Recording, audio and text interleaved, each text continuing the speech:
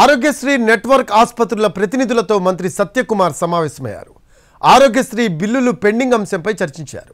ప్రభుత్వం వచ్చిన 2 నెలల్లోనే ఆరోగ్యశ్రీ పెండింగ్ బిల్లుల కోసం 350 కోట్లు చెల్లించగా త్వరలోనే మరో 200 కోట్లు చెల్లించాలని నిర్ణయించారు. అయితే మరింతగా నిధుల విడుదలకు ఆరోగ్యశ్రీ నెట్వర్క్ ఆసుపత్రులు డిమాండ్ చేస్తున్నాయి.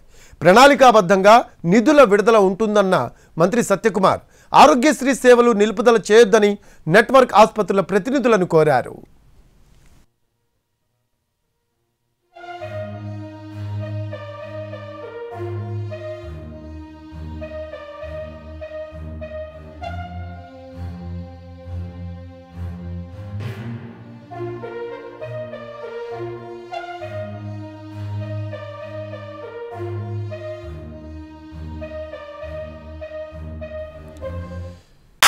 In the hills, up the street, down the valley, by the sea, palaces and high streets, countrysides and SCZs.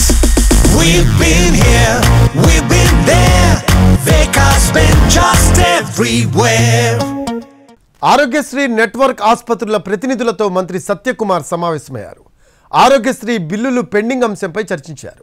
ప్రభుత్వం వచ్చిన 2 నెలల్లోనే ఆరోగ్యశ్రీ పెండింగ్ బిల్లుల కోసం 350 కోట్లు చెల్లించగా త్వరలోనే మరో 200 కోట్లు చెల్లించాలని నిర్ణయించారు. అయితే మరింతగా నిధుల విడుదలకు ఆరోగ్యశ్రీ నెట్వర్క్ ఆసుపత్రులు డిమాండ్ చేస్తున్నాయి.